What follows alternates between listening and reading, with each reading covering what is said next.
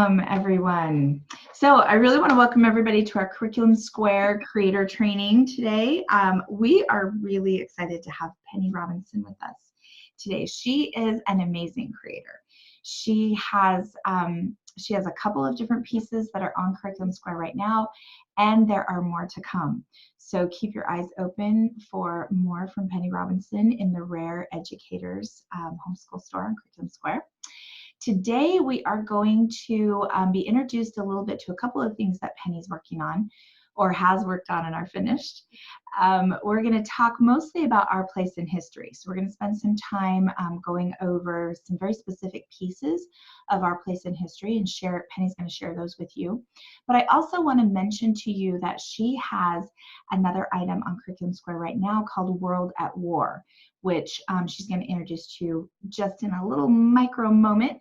And I just want to let you know that Penny is amazing.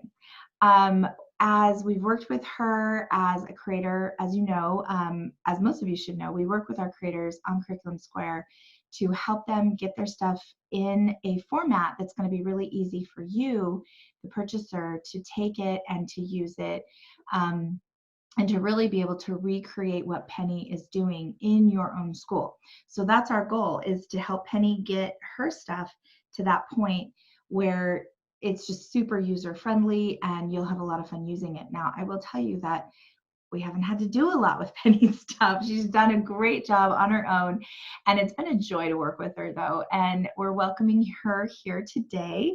I'm going to have her start out by telling you a little bit more about herself, and then she's going to introduce World at War to you, and then we'll move into the Our Place in History training. So welcome, Penny, to our virtual stage. Hi, it's good to see you. I am a homeschool mom that I've been just homeschooling all along. I have 10 children. My oldest is 24, and she's gotten her associate's degree and is now moving on to a 4-year college.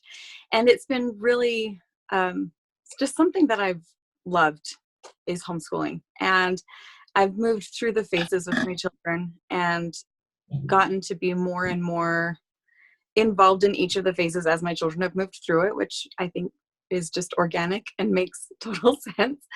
And so one of the things that I've done is I've taught a lot of classes with my kids to try to help, because kids learn better in group settings in some instances. And so to try to provide those group settings for my children, I have worked on creating classes, because there are things that I feel like are really important to learn that I don't feel like I really learned until I was an adult. And I wanted to find ways to really engage my children and other people's children in the classes that I was teaching, so that they understood what had happened in history, and not just the brief little talking points that we heard that may or may not be true, that are out there in the world today. So that was my goal in creating classes like Our Place in History and World at War. And so I love history. I love learning, actually. I love doing this with my children. And I have to admit that as I was working on creating Our Place in History, there were things that I hadn't realized I had emotional hangups about, just because of what society said about events as I was growing up. And I had to say, wow, I really need to know what happened, and not just know the narrative that has been presented to me. And it was amazing, the change that it gave me as I researched and as I taught this class. And anyhow, so that's my very long-winded introduction. And here I want to share more about Our Place in History. It is a 1-year class that covers the 1950s through the 2010s. So it's 7 decades in 7 months. There's one month per decade. This class is mainly for scholar students ages 14 to 18.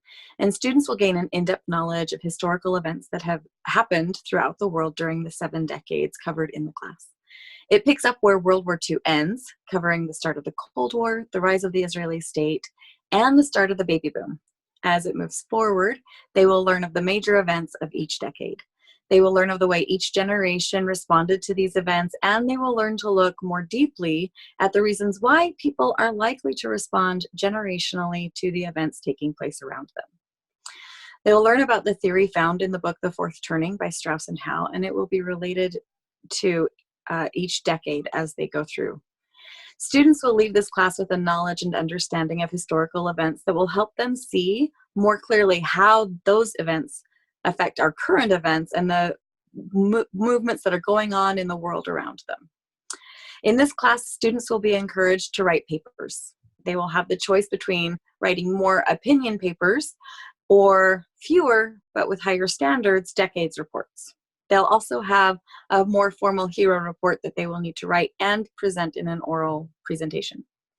They will have multiple opportunities to give oral presentations to help them improve and gain confidence with public speaking. They will report regularly on current events that they have learned about, helping them become more aware of what is happening in the world around them.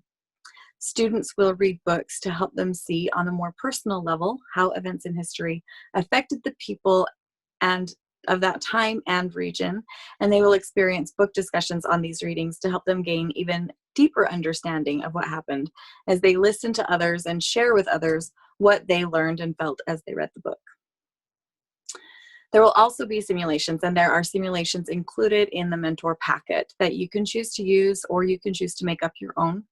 But these simulations will help the youth experience how challenging it can be to act in high intensity scenarios.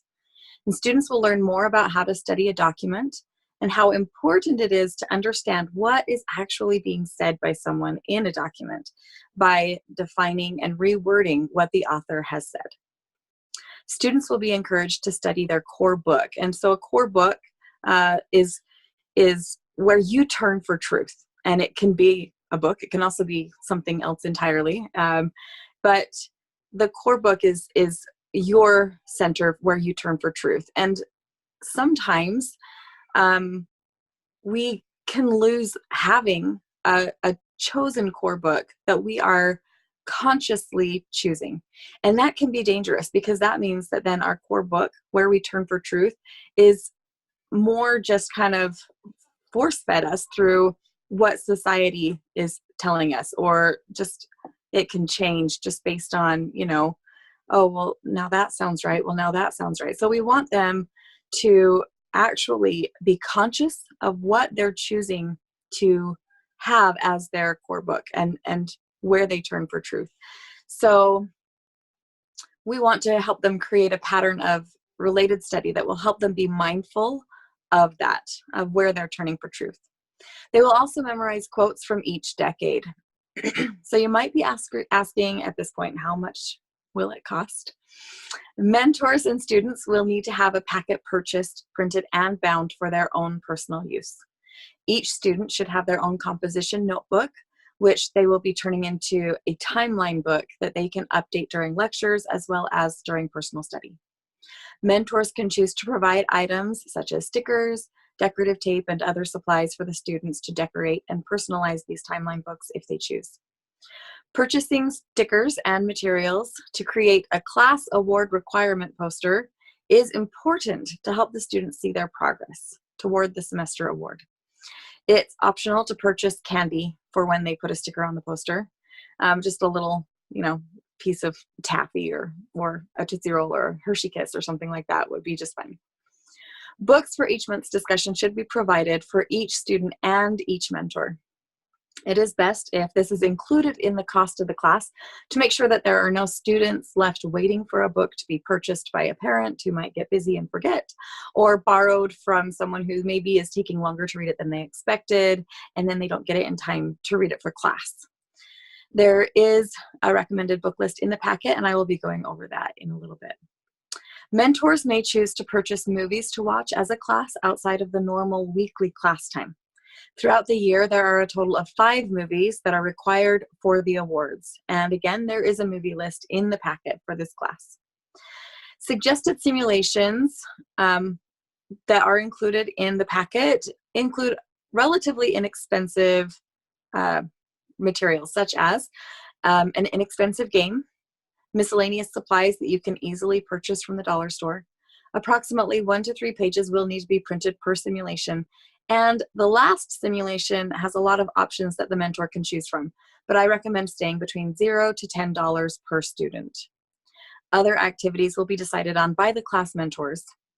Each semester will have its own award that the students will be working toward. While this will be decided upon by the class mentors, it is recommended that it pertain to what was studied by the class that semester. It can be something about the space race, heroes that have been studied, technological advances, etc. But it should be something that will be considered a big deal by the kids so that they will want to work towards it. So this year-long class is meant to meet once a week and last for 2 hours each time you meet. The first semester is 12 weeks long. The second semester is 16 weeks long. Mentors should plan on spending about 4 to 5 hours a week outside of class on preparation for the class. This does include watching the movies, reading the books, and reading papers that have been turned in, along with preparing for the lectures and activities that you'll be presenting in class each week. Students should plan on spending about 3 to 4 hours a week outside of class on preparation for the class, and this also includes watching movies, reading books, writing papers, and preparing their presentations. The semester 1 book list is Animal Farm by George Orwell, A Night Divided by Jennifer Nielsen, and Two Sides of the Moon by David Scott and Alexei Leonov. Now, the Two Sides of the Moon is a bit longer of a book. It's got amazing and wonderful and fascinating information in it. But again, that is included in the 3 to 4 hours per student and 4 to 5 hours per mentor. So you may finish the other books a lot sooner and be working on that. It is the last book of that semester, and it will be the last day of the semester when you have that book discussion. So there's plenty of time, and helping the students understand the time management skills for that can be a really important thing that mentors can do to help their students succeed.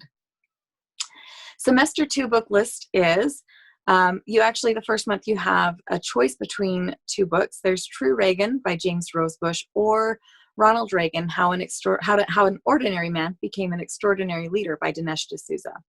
And the difference between those 2 books, True Reagan is a shorter read. It's available on audible.com. It might be something that you would choose for students who struggle with that. I feel like the Dinesh D'Souza's book has a lot more information and is more interesting, is better written, in my opinion, than Mr. Rosebush's book. I think, though, also just full disclosure, there is a little bit of language in the Dinesh D'Souza book that is not in the Rosebush book. So just to give you an idea as you're making that decision. Then we also have Surviving Columbine by Liz Carlston, The Red Bandana Young Readers Edition by Tom Rinaldi. Be sure that you get the Young Readers Edition. Don't get the normal version of that book. It will just be a much better read and book discussion if you get that. And then the last book of the second semester is I Am Malala by Malala Yousafzai and Christina Lamb. For that one, I do recommend the regular version, not the Young Readers version, simply because the regular version does have a lot more of the history and of the geopolitical situation that is going on, and it helps with the purpose of this class a lot better. So the materials list are each mentor and student needs to have their own binder, a composition book for each student to make a timeline book, and stickers and decorative tape to personalize if desired. A poster board and markers to create a chart for the students to see their progress toward the semester award, stickers for the students to use on the chart, candy rewards for putting stickers on the chart if desired, books from the book list for each student and mentor, movies to watch as a class are optional, the game Resistance for one of the simulations, items for simulations and activities, which will be at the class mentor's discretion, semester awards for students who earn it. So class mentors can schedule a monthly movie night for the class to help them toward their award. And during the last month of class, the class mentors can choose to schedule a group service project outside of class time. So I want to share with you the award requirements for each semester. So for semester 1, the requirements are they must complete core book studies of at least 40 days. They need to watch at least 2 of the recommended movies, each from a different decade for this semester. They need to share at least 6 current event stories. They need to read and discuss the 3 books that are listed in the packet. They need to write at least 6 papers using the writing prompts that are provided, or at least 2 one-page typed research papers on the decade we are studying that month. I did allow them to pick and choose. So they could do 3 of the opinion papers and 1 of the decade reports if they wanted. So they can mix that up a little bit. And that's up to the discretion of the mentor. They need to write and present a hero report, and the guidelines for that are listed in the packet. Give an oral decade presentation. And that is something that it's just based on something from that decade for that month. So when they sign up, the month that they sign up for with their presentations will be that decade will be what they present on. And then they get to choose what part they're going to learn. So we had people presenting on the games that were popular that month, that decade, or the music, or how people danced, or the fashion, or the technological advances that happened during that month, or the cars from that decade, or I meant decade, not month, but just it's up to the kids, but it's a way for them to get a more personal connection to that decade and to what was happening in the world at that time. They need to memorize 1 quote per decade studied that semester, and they need to read and discuss the class documents that are provided in the packets. For semester 1, there are 2 documents in the packets and considered required for the award for the 1960s. As a mentor, you can choose to say, never mind, we're only going to do 1 of these, or that would take the place of one of the mentor activity for that month.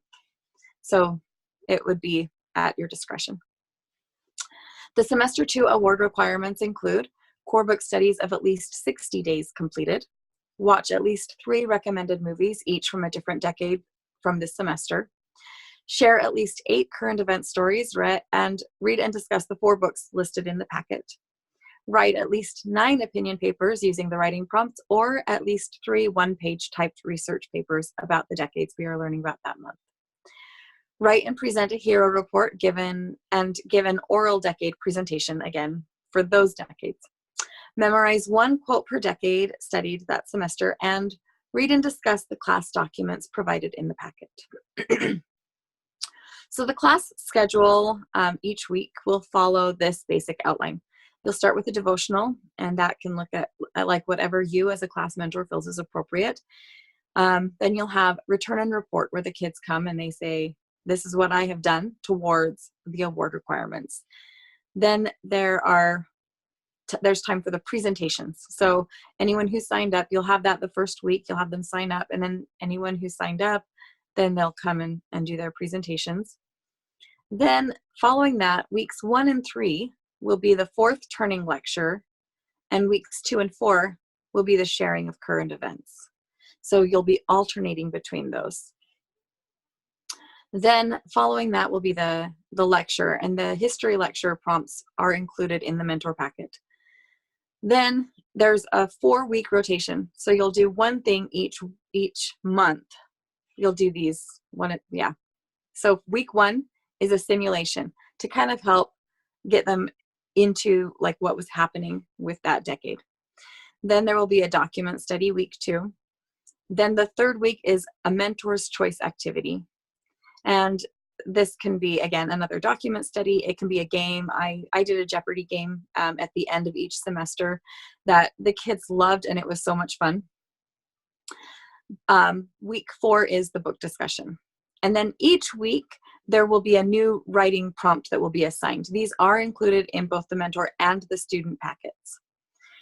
Again, simulations are included in the packet for each month, but the mentor can choose to use those or come up with their own. It's up to you. I just wanted to interrupt for a couple minutes just because I'm really excited about a couple of things that you've shared with us so far. So if it's okay, can we talk about them for just a second? Absolutely. So I was thinking in my head when you started talking earlier about the options for the papers, I asked myself the question, okay, so could we actually do this class for multiple developmental phases?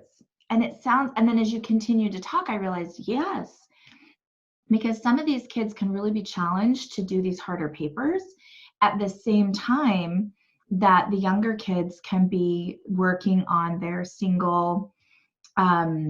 their writing prompts instead of doing the decade reports. I'm really excited about that because we have a lot of homeschool groups out there that actually, they're smaller groups. And so one class needs to work for a lot of different ages. And it sounds like this is really a place where you can customize there, as well as with some of the book options that you've given us. It's another really great place to be able to customize. I actually did have an age range of 12 to 18-year-olds for this class when I did it. Because, like you said, it was just the size and who was going to be coming to my class. We didn't have the option of having multiple scholar classes, one for the younger, one for the older. And so when I created this class, I absolutely was thinking, okay, I need to have something for the more practice scholar kids and something for those who are ready to be challenged and ready to take on more. Yeah, I can see that working so well this way. So I also, as you were talking about the decade reports, I was thinking in my head, like, oh, I want to do one on that. I want to do one on that. So what a great way to get the kids to really connect with the decade, to give them the option. So they're owning it, right? They get to own what they're doing, and they get to pick like music and art and technology. And that would really cover a wide variety of student interests. So it sounds like it was great. We had one girl do her decade presentation on the hairstyles of that decade, and she'd got all the girls in the class together and did their hair each in a different way before class. So they were each able to be a model for the class for presentation. That is brilliant. That is brilliant. I love it. Way to go. Yeah. I'm really excited about this. I know you're going to go in and start talking a little bit more about the fourth turning, but I just wanted to go over some of those highlights of this class I'm really excited about. So, okay, so take us into this really important piece that is so unique about what you are doing with this class, because I haven't seen a class before that includes, I know you're gonna have to define it for everybody because most of the people watching this are not going to understand. But I have read this book, and for me, I found it kind of dry. I'll admit, but the information is so important, and so I really worked my way through this book because I wanted my kids to understand it. I wanted to understand it myself, but here you are, you worked it into this class in a way that I'm just really excited about. So, okay, take it away. I'm done. Okay, great. So the fourth turning lectures are, that can be a little daunting, I think, for people who don't necessarily, haven't read the book or found it very dry. And so I wanted it to be something because I found a lot of people talking with their kids in their youth and stuff about the hero generation, but and meaning it from this perspective of the book, The Fourth Turning by Strauss and Howe. But technically, according to Strauss and Howe, the hero generation turned into, the kids are now artist generation for the most part, who are going through these scholar phase classes. It's only the older kids who are still part of what they consider the hero generation. And I wanted to make sure that the kids could understand what was going on, like what these generational, and especially because there is so much in the world today about, you know, the intergenerational fighting in a way. There's a lot of, baby boomers looking down on millennials, and millennials, mocking baby boomers and other things like that. And which is actually very interesting to look at from a generational standpoint. But I wanted the kids to not feel like, oh, well, I'm not part of the hero generation, so I'm not a hero.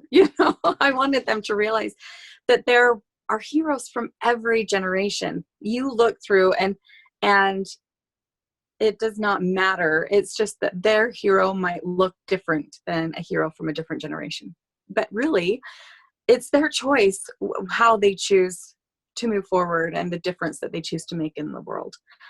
And it will make a difference what kind of a hero they are based on their generation as well, because what they will be facing as they come of age and as they move through life will be different too.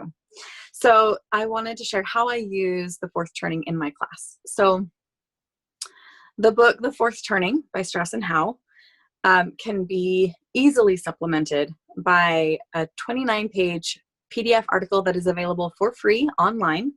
And I do have a link to that included in the mentor resources packet. And there's also an official website that they have, fourthturning.com. And on there, they have a variety of resources available that more concisely explain their theory for those who find it very dry, and can be very helpful when planning fourth turning lectures. I regularly pulled from all three of these sources when I taught the class, and I have really studied the fourth turning book. Like, I've read it multiple times just because, yeah, it's a little dry, but I found it very fascinating information. So I read it a lot. I have read it multiple times. So there are lecture prompts for the fourth turning included in the mentor packet. And it's not like each week is outlined for you. It's more of a week 1 versus week 3 lecture outline. So there will also, however, the very first week of class and the very last week of this lecture for the whole year will be a little different than what you're doing month to month usually. So the first day of class will be your first fourth turning lecture, and you'll want to give a brief explanation of the generational archetypes. So there's the hero, the artist, the prophet, and the nomad. They rotate through that order.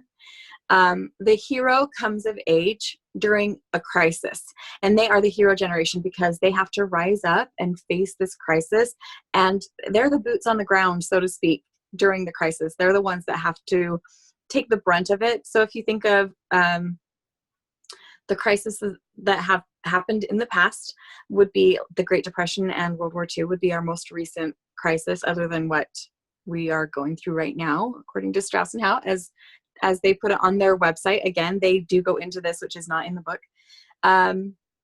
Before that, there was the Civil War. Before that, there was the American Revolution. So those who struggled and fought through those big, wars. And there's a war every generation, but which ones do we think of when we think of the big wars? They're the wars that happened during the crisis, because they were just these monumental, world-changing events, versus those that didn't necessarily change the world as much, like the Korean War and the Vietnam War and the Gulf War and these other wars that have happened for each of the other generations. Then we have the artist generation. The artist generation are being born and their children during the crisis. But as they come of age and they're ready to start joining the heroes, because the heroes are in society during the crisis, generally looked to as heroes, as, that's what you want to be like. But then just as they're coming of age, the crisis ends. And so they're left in the shadow of the hero. And so then they come of age during the high that follows the crisis. So if you think of the good years that followed the World War II, and we have, that the happy, all of the GI Bills that are getting formed, so there's all this housing and new families, and you watch what shows are being made. Everything's just happy and perfect and and everything like that. So that's kind of like, as the artists are coming of age, they're still living in the hero shadow, and they are still trying to conform to what the hero is saying is what you should be doing. Then you have the prophet generation, who follows the artist generation, and generations are generally 20 to 25 years apart. So a new generation comes of age about every 20 to 25 years, because that's when things start to change a little more. So the prophet generation, who is born and raised during a high, is dissatisfied with the control the heroes have over their government or whatever. And they start to kind of come, and fight back a little bit more, but they are doing it in a social way. And it can be religious movements, but it's just more of a social political movement versus the war kind of more physical movement that happens during a crisis. And so if you think about, for example, the hippie movement and the civil rights movement of the 1960s and 60s, 70s, a little bit of the 50s. And it is something that you can go back, and they do document this in their book and on the website and stuff as well, the different awakenings that have happened as the prophet generation comes of age. So the prophet generation is raised a bit more entitled and in a permissive society, and they end up it's all about them. I mean, and so then as the next generation is coming of age, they're not the golden children of the prophets, right? So they're kind of looked down on, the nomad generation, and they are neglected. They're not taking, because everyone's still more focused on the prophet generation. And you get the latchkey kids of the 1980s. You get these, the kids who they kind of have to take care of themselves. They don't expect other people to take care of them. And even in the media, you see this taking place for each of these generations. The hero generation is, looked up to and made out to be fantastic, right? The artist generation, again, in the shadow, they're kind of skipped over, or, they just kind of get lumped as trying to follow in with the heroes. And then as the prophet generation comes of age, they're like, hey, I lost out on that useful stuff. They start trying to follow the prophet generation and follow along with them. And so they kind of don't, they end up splitting their identity a bit there. The prophet generation has their cause that they continue to work for. And the nomad generation just is more pragmatic and just, well, I've got to take care of myself. But they also feel that responsibility to help take care of their elders and then their children. And they end up protecting their children more in a way that they weren't protected, which helps raise the next hero generation. So it's very cyclical, and it's one of the things that I've just found very fascinating. But those are the 4 generational archetypes, and kind of the 4 turnings as well. And there's the crisis, the high, the awakening, and the unraveling, which is when the nomads come of age. And that's when people, again, because they don't really think a lot of the nomads, they're just like, oh, crime is up. And different things like this that actually people are like, wow, the world's, in bad shape now, and it's never going to get better. But instead, what it leads to is the crisis. Now, for teaching this, it helps to have visual aids. So I have this. I hope you can see it really well. I have, it follows like our seasonal cycles.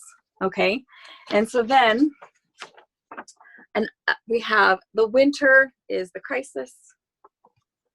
It's followed by spring, which is the high, which is followed by summer, which is the awakening, and it's followed by autumn, which is the unraveling. And it works just like this. And it helps to have something like this, and then to share how that works with the generations as well. So this is when each of these generations come of age. We have the hero coming of age with the crisis, the artist coming of age with spring, the prophet coming of age with the awakening, and the nomad coming of age with the unraveling. And having as something like that really helps, I'm going to actually work to include that in the packet so that it's more, it's easier for the mentors to be able to use. And because I feel like being able to see, I just used a whiteboard when I did it for my class, but helping them see that pattern, I think makes a big difference in how they understand and relate to the generational archetypes and the turnings, and help them make sense of, what's going on, what you're trying to share with them.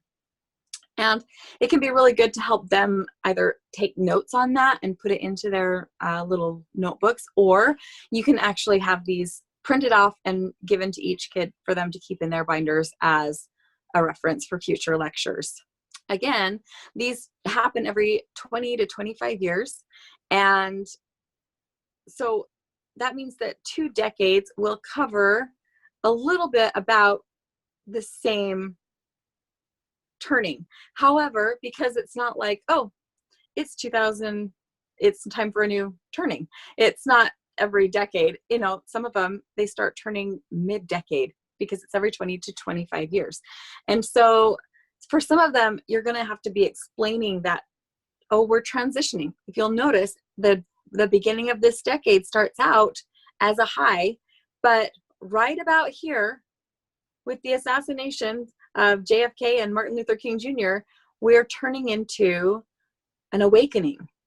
And you can see the changes of the societal shift, of the perception of those in leadership positions and things like that. So you'll be explaining them. So now, during the first week of each month, you'll be sharing where each of the generational archetypes are during that decade. So for example, if I just gave this lecture and now I'm going to share this information on the first day of class, we will be covering the 1950s. So we'll be saying, all right, the baby boomer prophet generation is being born, and they're in young childhood, right? They're just in that first part of this turning. And the silent artist generation is entering early young adulthood. So they're leaving childhood and entering into their early adulthood. They have then the GI hero generation leaving young adulthood and entering into the beginning of midlife and building their families. Then the lost nomad generation is leaving midlife and entering elderhood.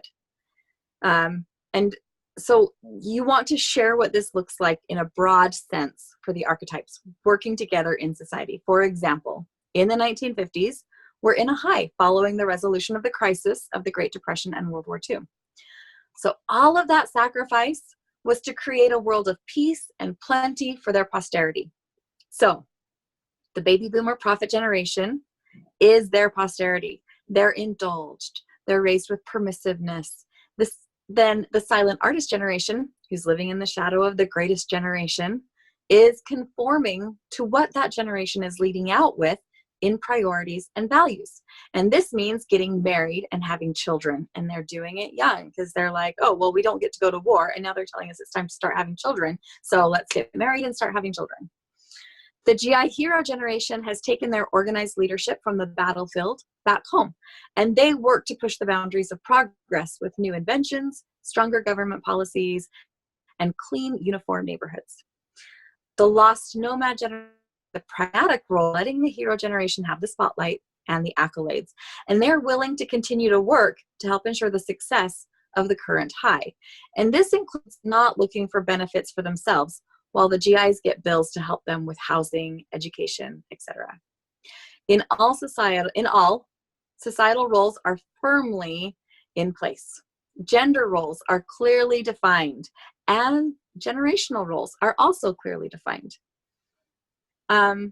So that's that last part right there about how the generational archetypes are each broadly represented, working together in society, is what you will share the first week of each month for each decade during the fourth turning lecture.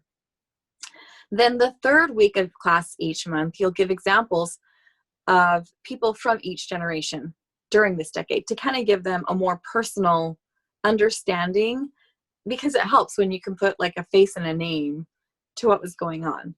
So some people will be examples for more than one decade. So if you're using a person like this, be sure to refer to their role during that decade, because their roles change during the different decades, during the different turnings. It's different. So for example, during the 1950s, here are examples for the following for each of the archetypes. In the baby boomer prophet generation, there's Theodore Beaver Cleaver from Leave It to Beaver. He's clean, innocent. Okay, and that's how they were viewed, and why it was okay to be indulgent and permissive, because these were the stars, these were the hope of the future that they had sacrificed so much for.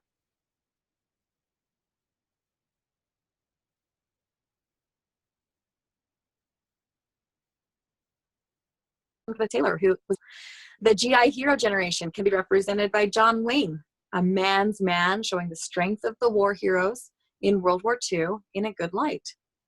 The lost nomad generation can be represented by President Harry Truman, who was willing to do what he felt was right, and knowing that it would not necessarily win him any fans, but he wanted to make sure that he continued, he felt was the right, care about what people were going to think about him. Now, the very last lecture for the third week will be for the 2010s decade, and you'll briefly cover that. There won't be as much of that necessarily to cover for the 2010s, because it still is, percolating a little bit, but you'll also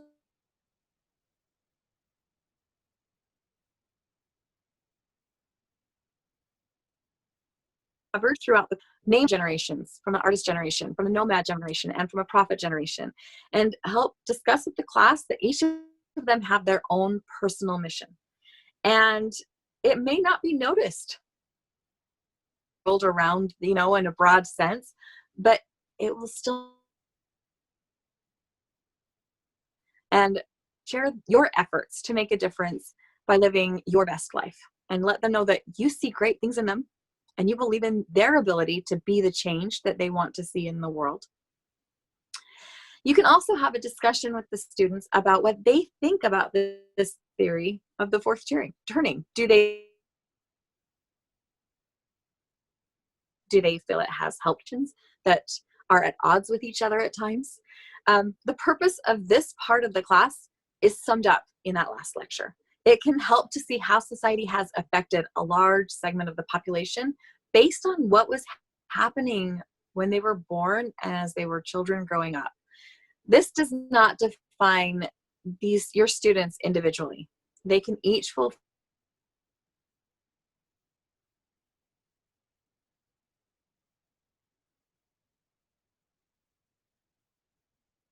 hard and heavy things that are covered in this class.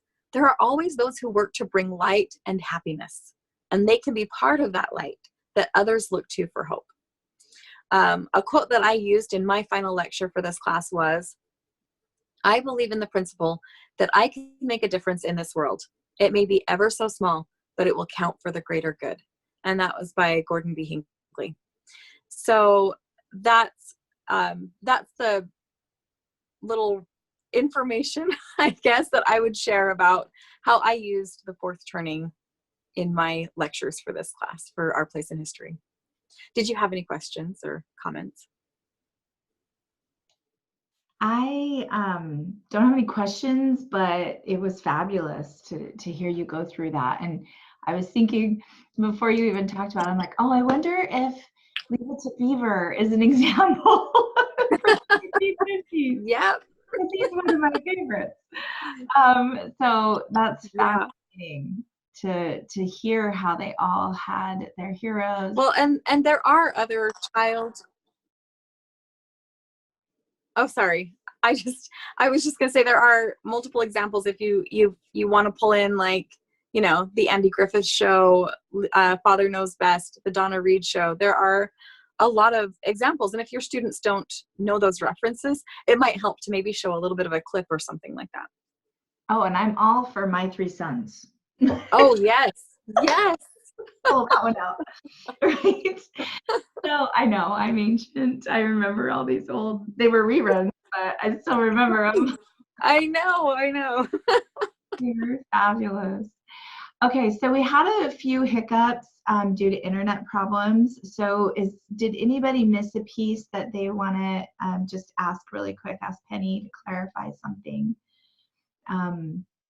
So this is being recorded, and all you have to do is raise your hand, sorry, if you have a question. This is being recorded, so you'll be able to go back and watch the recording. If those hiccups show through on the recording, then we'll just add some subtitles down at the bottom. So we have the magic that we can, enable if we need to. So Penny, thank you so much for sharing all of this about your class. I know that it is a very robust class. Like, this is going to be great. I am really looking forward to seeing those groups that implement this, and then they'll be able to go into your page and they'll be able to review it so that they can share their experience with other people. So I am really excited about that. Let's see. Hold on. It looks like we've got, and Genevieve says she is so excited to teach it. So that is great. She's already planning on it. Fabulous. I know, I'm excited. So let's see. Oh, you were going to spend just a couple of minutes and tell us about your other project. Did we do that yet? No, I haven't done it yet. Yeah. Okay. So at the absence of questions right now, let's go in and talk about your other project called World at War. And just give us a couple minutes. We've got about 10 or 11 minutes left. And okay. We just want to hear a little bit about it. And that'd be great. Thank you, Penny. Okay, sure. So my World at War class is a 1 semester class that is mainly for scholars ages 14 to 18 years old. It is a 16-week semester of weekly meetings lasting about 2 hours each time. Students will gain a knowledge and understanding of both world wars and the Great Depression for this class. They will learn the connection between these 3 global events, because that's something that I did not really learn, that how connected they were when I was going to school myself. But as I was studying them, I'm like, how can you not teach these together? They are so connected. It's amazing to me. So in this class, students will be encouraged to write papers. They will have opportunities to give oral reports in class, helping them grow skills in public speaking. Students will read books to help them see, again, on a more personal level, how events in history affected people that lived through that. And they will experience book discussions of those readings to help them gain even deeper understanding as they listen and share with others. Through simulations, they will experience the challenge of what people had to face during different events throughout history. And students will learn more about how to study a document and how important it is to understand what someone is actually saying as they work to reword and define what the author said. They will memorize quotes from people involved in the events that took place. The materials and costs associated with this class are: mentors and students will each need to have an appropriate binder purchased, printed, and bound for their own personal use. Mentors may choose to purchase or rent 2 movies from the award requirements list to view as a class outside of normal weekly class time if they want to. Mentors and students should each have their own copy of the 6 books that will be discussed during the course of the semester. And approximately 1 to 3 pages per simulation will need to be printed. Other activities will be decided by the class mentors, and it is recommended to purchase stickers and materials to create a class award requirements poster to help the students see their progress towards the semester award. It's optional to purchase candy for when they put a sticker on the poster. Bribery seems to work pretty well. Mentors will choose an appropriate award for the semester that students will be working toward by fulfilling the requirements as listed in the packet. And this award is up to the mentors, but we recommend that it's something that is relevant to the time period that's studied and that it's something that the students will want to work towards. The weekly class schedule will follow roughly this outline. Start with a devotional. Then there will be return and report, where the students come and share what they've been doing to advance towards the award requirements. Then there will be a lecture And again, the prompts are included. Then writing assignments, they'll turn in their writing assignments from the previous week, and you will assign the new writing prompt from the packet. Then there is an outline for when to have a book discussion or a simulation, with 3 optional simulations included in the mentor packet, a document study, and there are 4 documents to study that are included in the mentor and student packets, and mentor's choice activities as outlined in the packet. So for this class, mentors should plan on approximately 4 to 5 hours outside of class time, and this includes watching movies, reading books, reading papers that have been turned in, along with preparing for lectures and activities in class. Students' hours should plan on spending about 3 to 4 hours a week outside of class in preparation, and this will include watching movies, reading books, writing papers, and preparing presentations for the class. The book list for this semester class is Warhorse by Michael Morpurgo, and actually that would be something that you would want to be giving them in advance, so that because you'll be discussing that the very first day of class. So that would be a pre-read for this class. Then Out of the Dust by Karen Hess, The Hiding Place by Corey Ten Boom, The Endless Step by Esther Hautzig, and Code Talker by Joseph Pruchak. There are 2 Code Talker books. Make sure you get the one by Joseph Pruchak, please. And The Chosen by Chaim Potak. Outside activities, mentors can choose to arrange 2 movie nights during the semester outside of class to help towards the progress of the students. And those movies, there is a movie list. There are movie lists in the packets. Also, read and discuss the 6 books listed that I just read, and write at least 9 opinion papers using the writing prompts. These are the award requirements. Sorry. I forgot to say that part. And then write and present a hero report. Give a class presentation on an approved subject, and there is a list of subjects that go along with World War I, the Great Depression, and World War II that are included in the packet. Memorize a short poem and 3 quotes from a list provided, and read and discuss the documents in the packets. Also, that's my little nutshell for World at War. I also do have 2 more classes that I am working to get up onto my storefront, hopefully with this week, I'm hoping. One is a scholar class, and it's a year-long scholar class called Foundations of Freedom. It's about the American Revolution and about our Constitution and government. And then there will be a year-long Love of Learning class called World of Writing. And this class will engage students ages 8 to 12 through fun, facts, and hands-on learning in the writing process. Also, a little plug, all of my curriculum will be on sale through December 10th. So for the next week, there's a little sale going on. Awesome. So it's a good opportunity for us to go in and grab it at that discounted price, so that we can get familiar with it and decide if we want to use it for next year. Yeah. Or even next semester. So thank you very much for that sale. I appreciate it. So I just wanted to highlight a couple of things as you were talking. It sounds like your classes are not just knowledge-based. It's not just a teacher standing up in front of a classroom delivering a lecture the entire time. What I'm gathering from the presentations that the kids have to do, and the papers that they have to do, and the books that they're discussing, is this is really about getting the kids to really immerse themselves in the information so that they can own it and feel it, as well as building a lot of skills, a lot of communication skills. Like being able to present, giving an oral presentation or any kind of public speaking, I know that it's best when we catch them young. Yeah. We get them started doing this before they kind of hit that full-on puberty teenage stuff, where they start to feel awkward and they're not comfortable with themselves, if we get them speaking before that, then they can do it through that awkward phase and come out just amazing public speakers. And let's face it, I believe that we all have a mission in life. And I also believe that nobody is going to get away with accomplishing their mission without some kind of public speaking. Even I have a son who's like, but I'm going to be a writer. you're going to sit down on stage and sell your books. Yep.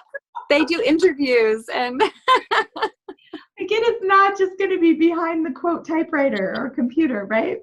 right.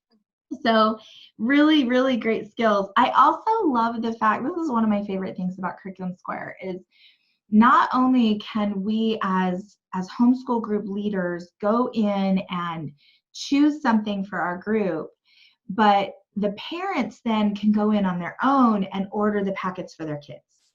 Right. So the teacher doesn't have to manage that part. The parent, they can just say, okay, your student signed up. Here's a list of materials they need to have.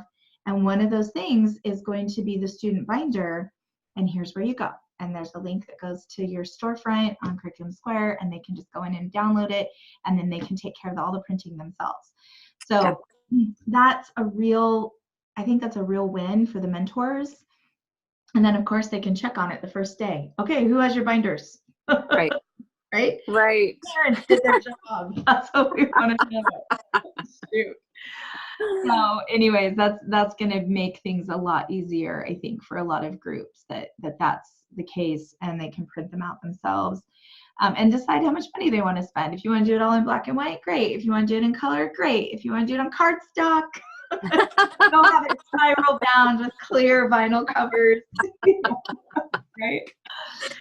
Make it what you want, but make sure that your kids have what they need, the materials that they need. So right. And you mentioned bribery, and I have taught a lot of ages for a lot of years, as you have, and it is really interesting to see what those carrots can do at a young age.